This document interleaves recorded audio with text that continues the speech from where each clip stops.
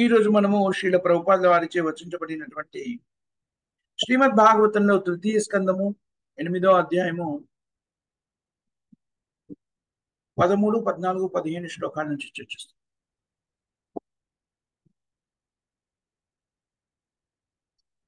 తస్యార్థ సూక్ష్మ వినివిష్ట దర్శ నిన్న మనము లేకపోతే 12వ శ్లోకంలో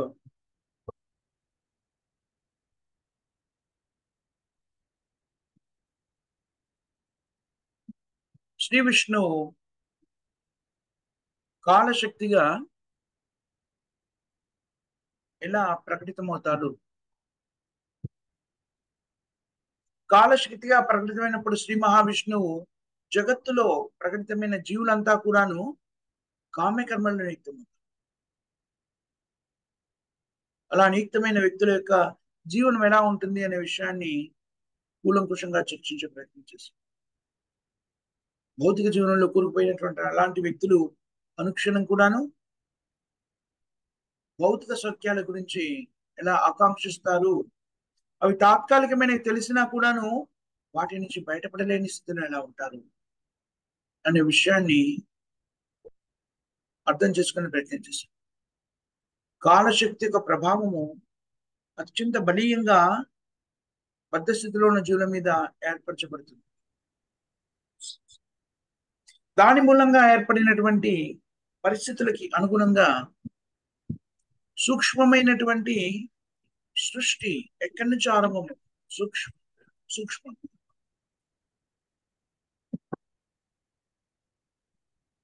భగవంతుని దృష్టి చేయి భౌతిక ప్రకృతి ఎలా ప్రభావితం చెంది అలాంటి సూక్ష్మమైనటువంటి ప్రక్రియ భగవంతుని దృష్టి అనేటువంటి సూక్ష్మమైన ప్రక్రియ భౌతిక ప్రకృతి మీద భౌతిక ప్రకృతి యొక్క తిరునాళ్ళ మీద ప్రభావితం చూపించి సృష్టి కార్యము ఆరంభించబడుతుంది. అది ఎక్కడి నుంచి ఉద్భవిస్తుంది అని చెప్పబడింది. గర్భోదక సాయి విష్ణు యొక్క గర్భము నుంచి ఉద్భవిస్తుంది.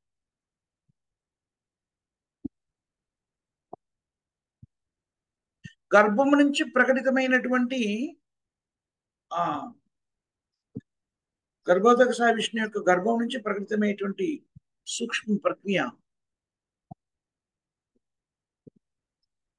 ఏం జరుగుతుందట, భౌతిక జగత్తులోని బద్ధ స్థితిలో ఉన్న జీవాత్మలన్నీ కూడాను కామ్యకర్మలు చేయడానికి అనువైన స్థితిని కల్పిస్తూ ఒక చిన్న ఏంటంటారు అది వృక్షం యొక్క మూలంగా ప్రకటితము. వృక్షము యొక్క మూలం ఏమిటి? వృక్షము యొక్క మూలమైన వృక్షఫలమైనటువంటి ఒక పుష్పము యొక్క మూలం కమలంలా ప్రకటితమవుతుంది. కమలం యొక్క మూలంలా గర్భోదక సాయి విష్ణు యొక్క గర్భం నుంచి ప్రకటితం. అలా భగవంతుని యొక్క ఇచ్ఛానుసారంగా అది జగత్తునంతా కూడా ప్రకటితం, జగత్తునంతా కూడాను తేజోవంతం చేస్తుంది. అలా గర్భోదక సాయి విష్ణు యొక్క గర్భం నుంచి ఉత్పన్నమైనటువంటి కమలము యొక్క మూలము,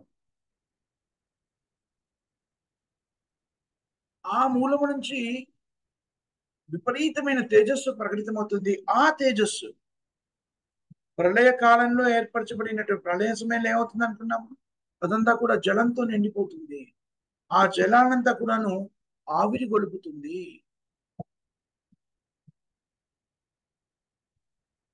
సూర్యశక్తితో ఆవిరి నీటిలాగా గర్భోదక సాయి విష్ణు యొక్క నాభి నుంచి ఉద్భవించిన కమలము యొక్క మూలము నుంచి దానిలోంచి ప్రకటితమయ్యేటువంటి తేజస్సు జగత్తులో ప్రళయ సమయంలో ఉద్భవించిన నీటినంతా కూడాను ఆవిరి చేసేస్తుంది. అలా ప్రకటితమైనటువంటి కమలం ఏదైతే ఉందో ఆ కమలంలోకి శ్రీ మహావిష్ణువు స్వయంగా ప్రవేశిస్తాడు అని చెప్తాడు. అదే పరమాత్మ.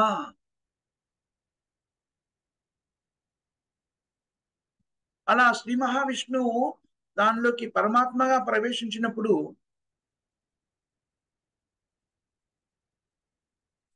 త్రిగుణాలు కూడా వాటిలో ప్రవేశపెట్టబడతాయి.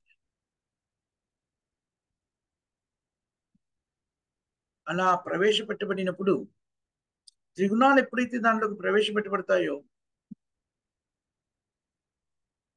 అప్పుడు ఆ త్రిగుణాల ప్రభావంలోని త్రిగుణాలు కూడా ప్రవేశపెట్టబడ్డాయి కదా,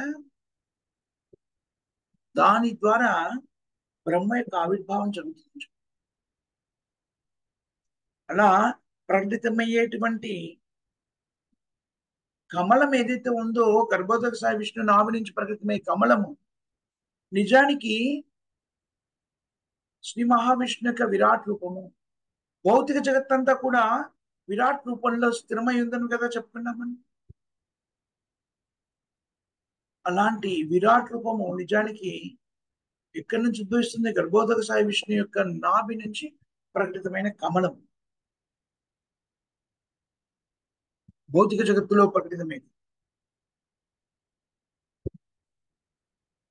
అది శ్రీ మహావిష్ణువుతో మమైకం చెందుతుంది. ఎక్కడ? దాని గర్భం. ఎప్పుడైతే మనం చెప్పుకున్నాం కదా, ఈ విరాట్ రూపం అని ఏదైతే మనం చెప్పుకున్నామో, ఈ గర్భోదక సాయి విష్ణు యొక్క నాభి నుంచి ఉద్భవించినటువంటి కమలము నిజానికి శ్రీ మహావిష్ణువు యొక్క విరాట్ రూపం. అది ఎలా ప్రకటితమవుతుంది? శ్రీ మహావిష్ణువే మళ్ళీ పరమాత్మగా దానిలో ప్రవేశించినప్పుడు అది ప్రకటితమవుతుంది కృష్ణుని యొక్క ఆదేశంతో. దానిలో త్రిగుణాలు కూడా ప్రవేశిస్తాయి. ఎప్పుడైతే ప్రళయం సంభవిస్తుందో ఇదంతా కూడాను శ్రీ మహావిష్ణువు యొక్క గర్భోదక సాయి విష్ణు గర్భంలోకి ప్రవేశిస్తుంది. మళ్ళీ సృష్టి ఆరంభంలో అది గర్భోదక సాయి విష్ణు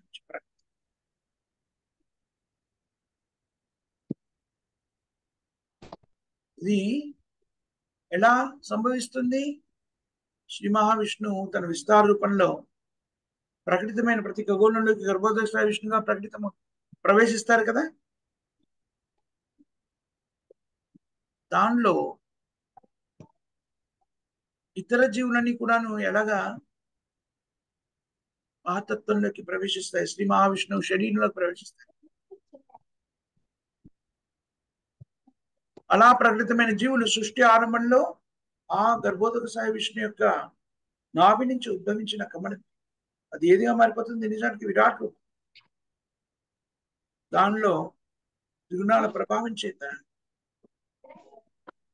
మళ్ళీ జీవులన్నీ కూడా కామ్యకర్మలో నియుక్తం అవడానికి ప్రకటన.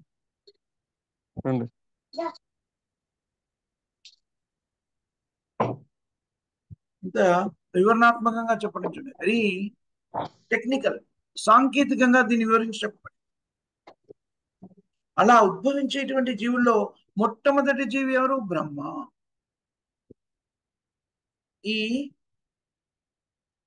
ఆ బ్రహ్మాండాన్ని నియంత్రించేటువంటి జీవి బ్రహ్మ ప్రకటితం.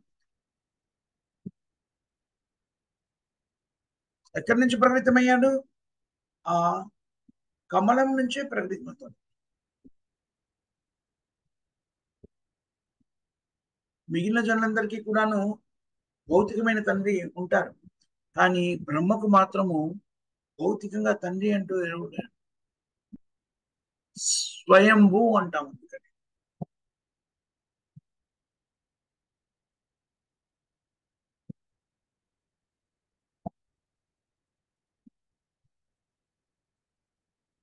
ఎప్పుడైతే ప్రళయం సంభవిస్తుందో ఆ సమయంలో నారాయణుడు నిద్రావస్థ స్థితిలోకి వెళ్ళిపోతారు. అలాగే బ్రహ్మదేవుడు కూడా నిద్రావస్థలోకి వెళ్ళిపోతాడని చెప్పుకున్నాం. బ్రహ్మదేవుడు 12 గంటల తర్వాత ఏర్పడే ప్రళయంలో బ్రహ్మదేవుడు కూడా నిద్రావస్థ స్థితిలోకి వెళ్ళిపోతారని మనం ఇంతకు మళ్ళీ సృష్టి ఆరంభం అవుతుంది కదా 12 గంటల తర్వాత. అలాగే బ్రహ్మ మళ్ళీ ప్రకృతి.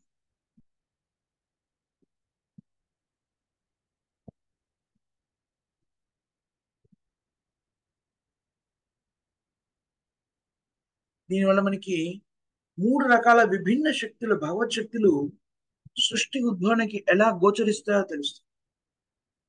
మొట్టమొదటిది విరాట్ స్వరూపం.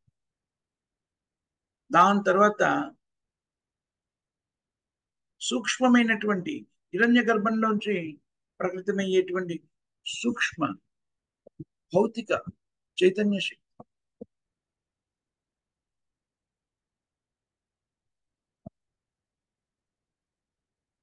భౌతిక సృజనకి కారణమైనటువంటి శక్తి హిరణ్య గర్భంలో ప్రకటితం.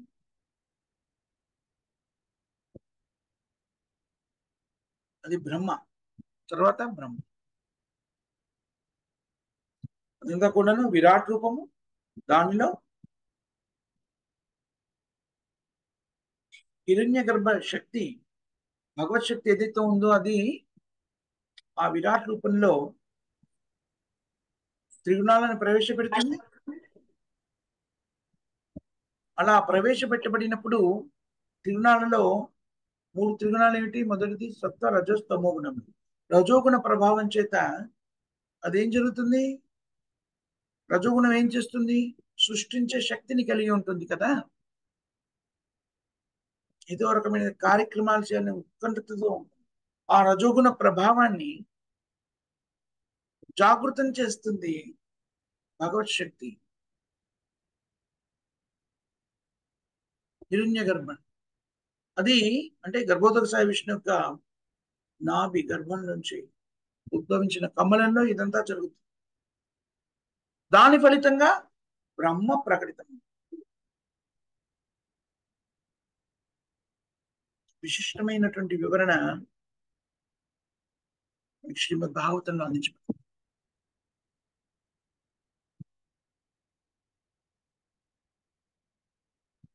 చాలా ముఖ్యమైనటువంటి వివరణ చూడండి. సృష్టి ఎలా ఆవిర్భవిస్తుంది, దాంట్లో జీవులు ఎలా ప్రవేశిస్తారు తెలుసుకోలేక ఆధునిక విజ్ఞాన శాస్త్రము బిగ్ బ్యాంగ్ థియరీ అని ఒకటి ప్రవేశపెట్టారు. ఏంటది? పెద్ద విస్ఫోటం జరిగింది, ఇదంతా కూడా ప్రకృతి. ఏం విస్ఫోటం జరిగింది?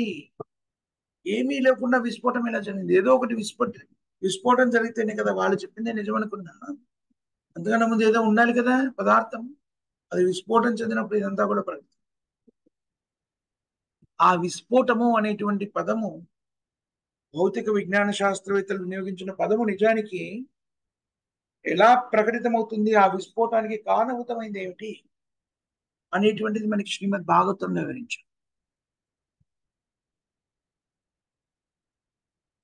శ్రీమద్ భాగవతం పురాణం అమలం, పవిత్రమైనటువంటి పురాణం. ఎవరైతే ప్రకటితం చేయబడింది స్వయంగా భగవంతునిచే ప్రకటితం చేయబడింది. వేదేశ్వ సర్వం అహమేవ వేదో వేదాంత కృద్వేద విదేవచాహం. వేదాల యొక్క సారాంశాన్ని క్లుప్త రూపంలో వేదాంత సూత్రాలుగా ఇవ్వబడ్డాయి. వేదాలని క్లుప్తంగా వివరించింది వేదాంత సూత్రాలు. వేదాంత సూత్రాల యొక్క భాష్యము శ్రీమద్ భాగవతం. పురాణం అమలం. వేదశాస్త్రాల యొక్క పరిపూర్ణమైనటువంటి సారాంశాన్ని మనము శ్రీమద్ భాగవతంలో దర్శించవచ్చు. సాంకేతికమైన వివరణ ద్వారా శ్రీమద్ భాగవతం మనకి మౌలికంగా ఆధునిక విజ్ఞాన శాస్త్రవేత్తలు కనిపెట్టాలనుకుంటున్నటువంటి స్థితిగతులన్నీ కూడా వివరిస్తుంది. మూర్ఖతకి పరాకాష్ఠ అంటే ఇదే. ఏమిటి తెలుసిన? అంత స్పష్టంగా సృష్టి ఎలా ఆవిర్భవించిందో చెప్పినప్పటికీ అత్యంత మేధావులుగా పరిగణించబడేటువంటి వ్యక్తులు దాన్ని స్వీకరించకుండా అది ఎలా ఆవిర్భవించిందో తెలుసుకునే ప్రయత్నం చేయడం మూర్ఖతకి పరాకాష్ఠ.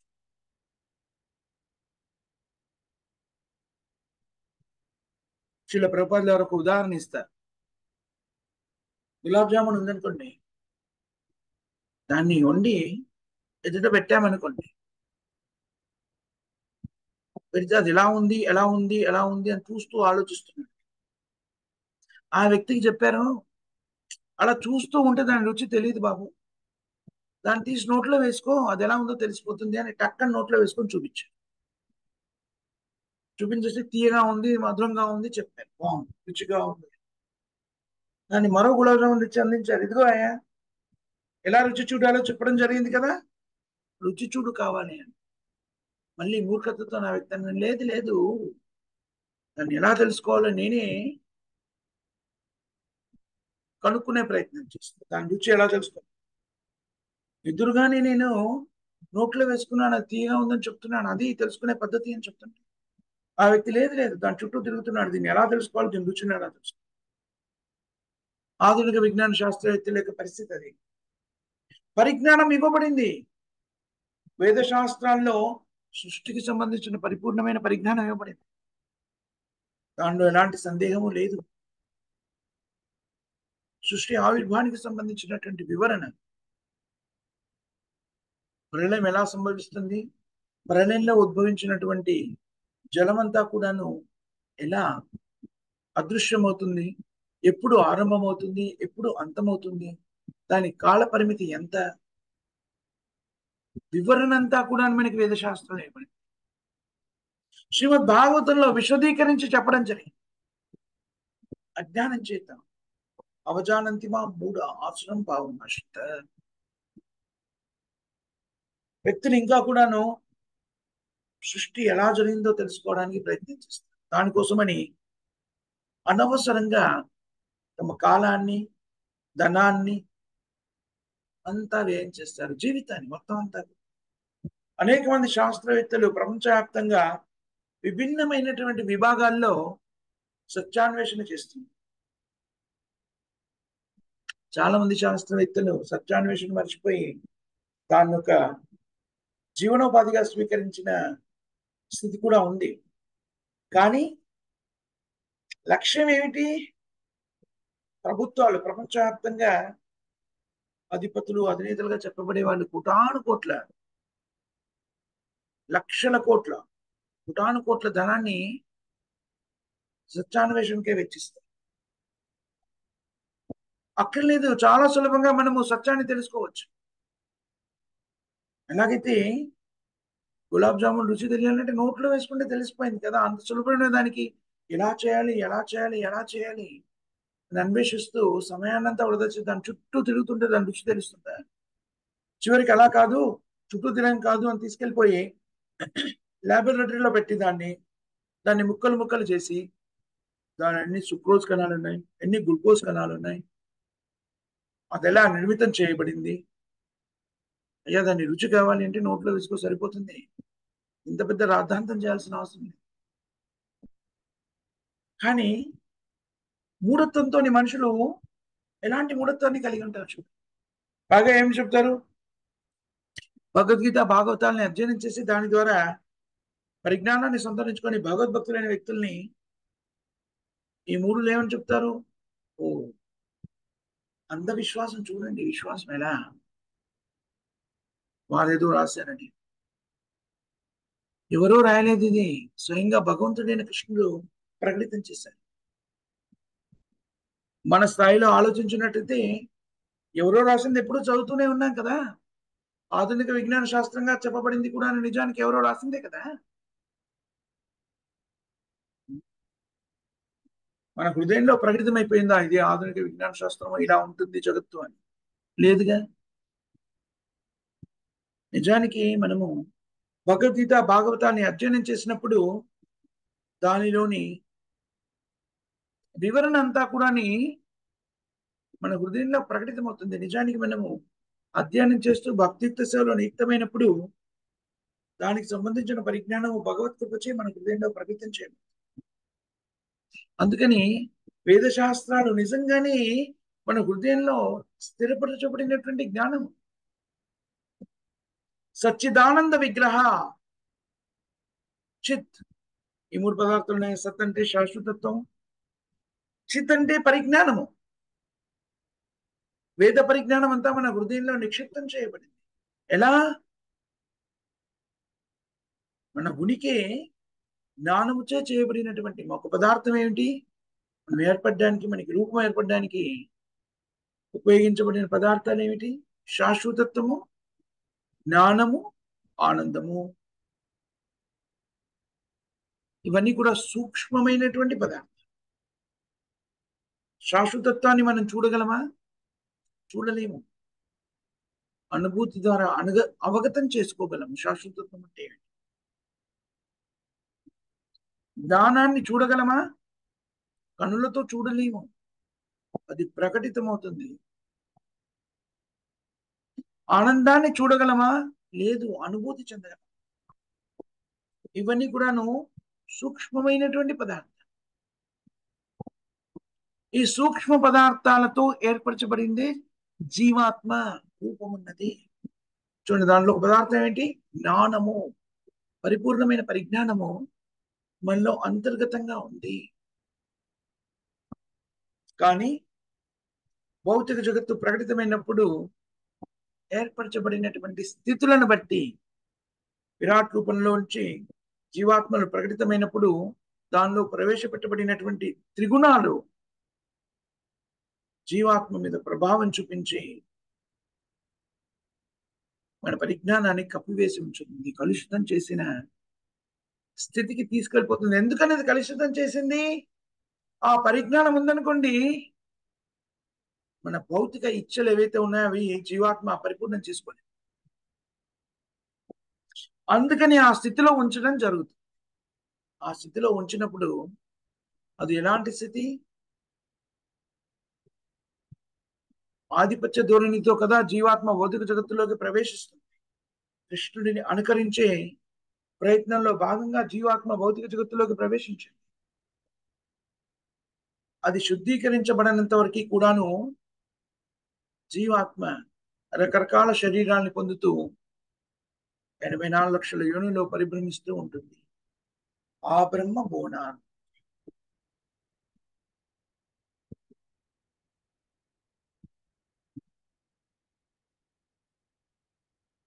అలా బ్రహ్మలోకం నుంచి పాతాళలోకం వరకు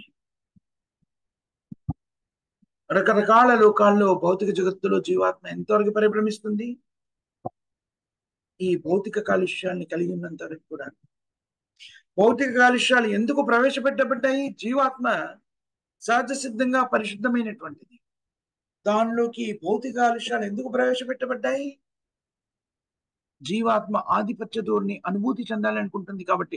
ఈ భౌతిక కాలుష్యాలు ప్రవేశపెట్టబడకపోతే జీవాత్మ యొక్క అనుభూతి అభ్యసించడం కానీ, అనుభూతి చెందడం కానీ, ఆధిపత్య ధోరణి వ్యక్తీకృతం చేయడం సాధ్యం కాదు. ఎందుకని? జీవాత్మకు పరిపూర్ణమైన పరిజ్ఞానం ఉంది. పరిపూర్ణమైన పరిజ్ఞానానికి ఆది ఏమిటి? అహం బ్రహ్మాస్మి, నేను ఈ శరీరం కాదు, ఆత్మ. అలాగే పరబ్రహ్మాన్, నేను ఆధ్యాత్మికము, ఆత్మను. భగవంతుని నుంచి ఉద్భవించాను, నేను భగవంతుని యొక్క అంశని. ఈ పరిజ్ఞానం మనందరికీ ఉంటుంది. జీవాత్మ ఆ పరిజ్ఞానం ఉందనుకోండి, నేను అధిపతిని, అధిపతి కృష్ణుడు అని తెలిసినప్పుడు నేను అధిపతిని ప్రయత్నం చేసే స్థితి ఉంటుందా? ఉండదు. కాబట్టి శ్రీకృష్ణుడు అధిపతి అనే పరిజ్ఞానం మరిచిపోయేలాగా మాయాపరులు, త్రిగుణాలు మన మీద ప్రభావం చూపిస్తాయి. దానివల్ల భౌతిక జగత్తులో పరిభ్రమిస్తూ అనేక క్లేశాలను అనుభవిస్తాం. ఈ క్లేశాలన్నీ అనుభవిస్తూ జీవాత్మ మళ్ళీ ఎందుకు నాకు ఈ క్లేశాలు, అసలు నేను ఎవరిని, ఎందుకు ఈ క్లేశాలు అనుభవిస్తున్నాను అనే స్థితిని ఏర్పరచుకున్నప్పుడు, ఆలోచనప్పుడు మళ్ళీ భగవంతుడు మన నిజ స్థితిని పునజాగృతం చేయడానికి కావలసిన పరిస్థితులను కల్పిస్తూ వేద శాస్త్రాలన్నీ అందించారు. భక్తియుక్త సేవా విధానం అది అంతర్గతంగా మనలో ఉన్నటువంటి పరిజ్ఞానాన్ని పునర్జాగృతం చేయడమే అన్ని రకాల ఆధ్యాత్మిక విధానాల యొక్క లక్ష్యము. కానీ తెలుపబడినటువంటి విభిన్నమైనటువంటి మార్గాలు ఏవైతే ఉన్నాయో ఆత్మ సాక్షాత్కార జ్ఞానానికి ఇవ్వబడిన మార్గాలన్నీ కూడాను ఎప్పుడు పరిపక్వమైన పరిజ్ఞానాన్ని సంతరించుకోగలుగుతాయి?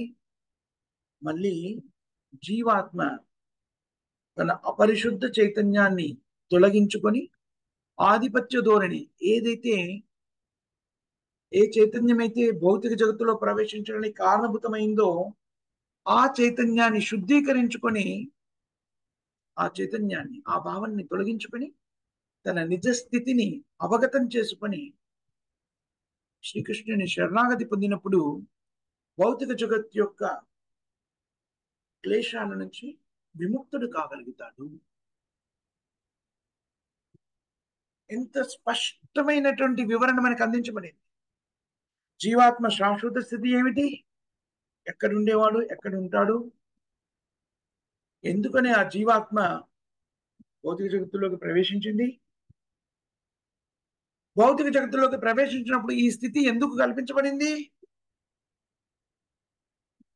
అది కూడా భగవంతుడి కృష్ణ యొక్క కృప. మత్త స్మృతి జ్ఞానం అపోగనంచ. అలా ప్రకటితమైన జీవాత్మ తన కోరికని అనుభూతి చెందే పరిస్థితిని భగవంతుడు ఎలా కల్పిస్తాడు? దానికి భౌతిక ప్రకృతి ఎలా సృష్టించబడింది? ఈ వివరణ అంతా కూడాను శ్రీమద్ భాగవతమే. చాలా స్పష్టంగా మనం ఎక్కడి నుంచి వచ్చాము, ఇక్కడ ఎందుకున్నాము, ఇవి రెండు చెప్పబడిన తర్వాత మన లక్ష్యం ఏమిటి, ఇక్కడికి వచ్చాక మనం దేని గురించి ప్రయత్నం చేస్తాం? ఆనందమయోభ్యాసం. అది మన స్థితి. ప్రతిక్షణం కూడాను అనుక్షణం కూడా ఆనందంగా ఉండడం అనేటువంటిది మన సహజ సిద్ధమైనటువంటి స్థితి. ఆ స్థితిని మనము భౌతిక జగత్తులో మళ్ళీ పొందే ప్రయత్నం చేస్తాం.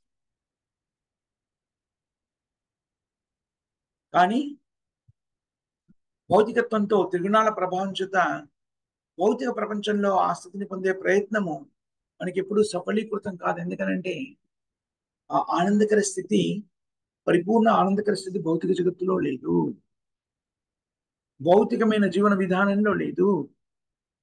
మరి ఆ ఆనందకరమైనటువంటి స్థితి ఎక్కడ పొందగలుగుతాము? ఆధ్యాత్మిక జగత్తులో ఉంది. దాన్ని పునర్జాగృతం చేసుకొని మన ప్రాకృతిక స్థితి, సహజ సిద్ధమైన స్థితికి చేరుకోవడానికి చేసే ప్రయత్నమే ఆత్మసాక్షాత్కార జ్ఞాన ప్రయత్నము. అన్ని రకాల ఆధ్యాత్మిక విభాగాలు, ఆధ్యాత్మిక పద్ధతులన్నీ కూడా దానికే నిర్దేశించారు. అయితే కొన్ని విధానాల్లో గమ్యం కూడా ఏమిటో తెలియకుండా ఆధ్యాత్మిక స్థితిని స్వీకరించే పరిస్థితి, అది కూడా ఎందుకు ఏర్పడుతుంది? జీవాత్మ యొక్క అభీష్టం మేరకి. కానీ పరిపూర్ణమైన ఆనందం మనకి ఎప్పుడు లభిస్తుంది అని చెప్పబడింది వేదశాస్త్రాన్ని మనం చక్కగా అధ్యయనం చేసినట్లయితే జీవాత్మ తన ప్రాకృతిక స్థితికి చేరినప్పుడు పరిపూర్ణమైన ఆనందాన్ని అనుభూతి చెందగలుగుతుంది. ఆ ప్రాకృతిక స్థితిని చేరే మార్గం ఏమిటి? ఒక్కొక్క యుగానికి ఒక్కొక్క ప్రత్యేకమైన విధానాన్ని ప్రబోధించడం జరిగింది. కలియుగంలో ఆ స్థితిని పొందే విధానము హరే నామ హరే నామ హరే నామైవ కేవలం కలో నాస్తేవా నాస్తేవా నాస్తేవా, హరే కృష్ణ కృష్ణ కృష్ణ హరే హరే, హరే రామ రామ రామ హరే హరే. మహామంత్ర జపయజ్ఞం ద్వారా వ్యక్తులు తమ హృదయ కాలుష్యాన్ని శుద్ధీకరించుకుని తమ ప్రాకృతిక స్థితిని పునర్జాగృతం చేసుకోగలిగేందుకు కావలసిన పరిస్థితులు కల్పించబడతాయి. దాన్ని నిర్దిష్టంగా చేసి వేదనాభూయిష్టమైనటువంటి భౌతిక జీవనం నుంచి బయటపడే విధానాన్ని ఎలా అవలంబించాలి, కలియుగంలో ఈ మహామంత్రాన్ని జపిస్తూ కృష్ణుడితో ఎలా జీవితాన్ని గడపాలి అనే విషయాన్ని శ్రీకృష్ణుడే స్వయంగా చైతన్య మహాప్రభుగా ప్రకటితమై ఆచరించి మరీ చూపించారు. శ్రీకృష్ణ చైతన్య రాధాకృష్ణని అలా ప్రకటితమై పరిజ్ఞానాన్ని అందించిన విధానము పరంపరానుగతంగా ఆ పరిజ్ఞానాన్ని మనకి శీల ప్రభుపాదుల వారు పరంపరానుగతంగా ప్రకటితమై శీల ప్రభుపాదుల వారి పరిజ్ఞానాన్ని మనకి వివరించి చెబుతూ ఆచరణకి యోగ్యమైనటువంటి 4 నియమాల్ని మనకి అందించారు. చాలా క్లిష్టతరమైంది నిజానికి. వేదశాస్త్రాల యొక్క సారాంశాన్ని అవగతం చేసుకొని భక్తియుక్త సేవలో నియుక్తమై పరిపక్వతను సిద్ధించుకోవడం అంత సామాన్యమైన విషయం కాదు. కానీ తన కృప ద్వారా శ్రీల ప్రభుపాదుల వారు అది అందరికీ అందుబాటులోకి వచ్చేలా చేశారు. నియమాల రూపంలో, పాటించగలిగే నియమాల రూపంలో, దైనందిన జీవితంలో పాటించగలిగే నియమాల రూపంలో మనకి అందించారు. ఆ 4 నియమాలు ఏమిటి? ప్రతిరోజు హరే కృష్ణ మహామంత్రాన్ని కనీసం 16 మార్లు జపించారు. హరే కృష్ణ కృష్ణ కృష్ణ హరే హరే, హరే రామ రామ రామ హరే. ఈ మహామంత్రం ఒకసారి జపించాము. అలా 108 సార్లు జపిస్తే అది ఒక జపమాల అవుతుంది. అలాంటి కనీసంగా 16 జపమాలండి జపించాలి. ఎలాంటి నియమ నిబంధనలు లేవు. ఒకే ఒక సూచన ఏమిటి? ఈ మహామంత్రాన్ని జపిస్తున్నప్పుడు దీన్ని మన చెవులతో మనం భుజించే ఆహారము కృష్ణ ప్రసాదం అయి ఉండాలి, కృష్ణుకు నివేదించింది. కృష్ణునికి ఏం నివేదించగలము? శాకాహారాన్ని నివేదించగలము. దాంట్లో నీరుండి వెల్లుల్లి మష్రూమ్ ఉండకుండా జాగ్రత్త. ప్రసాదాన్ని స్వీకరిస్తూ ఇతర పదార్థాలు ప్రసాదాన్ని మాత్రమే స్వీకరించినప్పుడు మనం పరిపక్వ స్థితిని చేరుకోగలుగుతాం.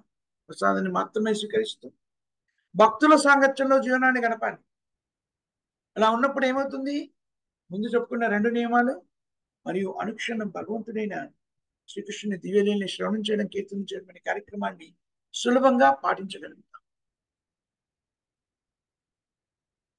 ఆ విధంగా మనం పరిపక్వతని సిద్ధించుకోగలుగుతాము. కృష్ణ జీవనాన్ని కొనసాగిస్తాం. కృష్ణ జీవనాన్ని కొనసాగించడం అంటే భగవత్ ఆదేశాన్ని జీవితంలోకి అన్వయించుకొని పాటించడం. తద్వారా అజ్ఞానవశంగా, లేకపోతే ఈర్ష్య ద్వేషాలు కానివ్వండి, అనుకరణ ప్రవృత్తి కానివ్వండి, వీటన్నింటి మూలంగా ఎలాగైతే మనం భౌతిక జగత్తులోకి ప్రవేశించామో, ఈ కాలుష్యంతో భౌతిక జగత్తులోకి ప్రవేశించామో, ఆ కాలుష్యాలన్నీ కూడా హృదయం నుంచి తొలగించబడతాయి. అప్పుడు మనం శుద్ధీకరించిన స్థితిలో భగవద్ధామాన్ని చేరుకోవాలి. దీన్ని అత్యంత పరిపూర్ణంగా నిర్వర్తించాలి అంటే, శీఘ్రంగా దీన్ని నిర్వర్తించాలి అంటే పాపభూయిష్టమైన కర్మల్లో భాగస్థులు కాకుండా ఉండాలి. పాప కార్యాలకి మూల స్తంభాలు 4 కార్యక్రమాల నుంచి: మాంసభక్షణ చేయడము, మద్యపానీయ మత్తు పదార్థాలు సేవించడం, దాంట్లో కాఫీ టీలు కూడా మిళితం చేయబడ్డాయి, జూదం ఆడము, వివాహేతర సంబంధాన్ని కలిగి. ఈ 4 ప్రక్రియల నుంచి మనం ముక్తులమై వాటిని చేయకుండా మనం నిరోధించుకుంటూ, ఒకవేళ నేను నిరోధించుకోలేనండి, ఇవి అలవాటుగా మారిపోయాయి అన్నారనుకోండి, అలాంటి వాళ్ళు కూడాను పరిజ్ఞానాన్ని సంతరించుకొని తమ బద్ధస్థితిని అవగతం చేసుకొని ఆనందకరమైన జీవనాన్ని పొందాలి అంటే చేయవలసింది ఏంటి? చేయవలసిన 4 కార్యక్రమాల జీవితంలోకి అన్వయించుకున్నాను అనుకోండి, చేయకూడని వెళ్ళమెల్లగా మన జీవితం నుంచి ఇది కష్టతరమైన విషయం కాదు. అతి సులభంగా వీటిని మనము నిర్వర్తించగలుగుతాము. ఆ విధంగా మనం కృష్ణుని మన జీవితంలోకి స్వీకరించామనుకోండి, పరిపూర్ణంగా కాగలుగుతాము. ఈ జన్మలోని జీవన్ముక్తులం కాగలుగుతాం. జీవించుండగానే ముక్తిని పొందిన స్థితిని పొందుతాము. మనం దేనికైతే అన్వేషిస్తున్నామో భౌతిక జగత్తులో కూడాను, భౌతిక జీవనంలో అది పరిపూర్ణంగా మనకు వేస్తుంది. ఆనందమయమైనటువంటి స్థితి, అన్ని రకాల క్లేశాలు తొలగి. ఇది మనం సంగ్రహించవలసిన ముఖ్యమైన సారాంశం ఈనాటి శ్లోకాల అధ్యయనంలో. ఇక్కడ మనం ముగిద్దాం. మాతాజీ అండ్ ప్రభుజీ ఎవరికైనా క్వశ్చన్స్ కానీ, కామెంట్స్ కానీ, కరెక్షన్స్ కానీ?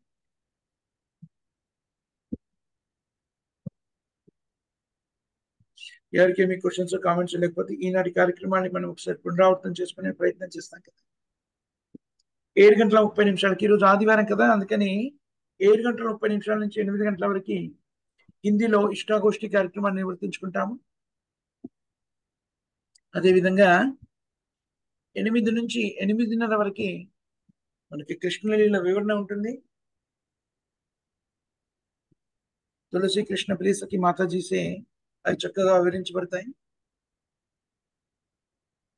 బాలబాలికలకుగా చెప్పబడినప్పటికీ అది అందరికీ ఉపయుక్తంగా ఉంటుంది. కృష్ణలీలని అందరూ శ్రవణం చేయవలసిందిగా విజ్ఞప్తి.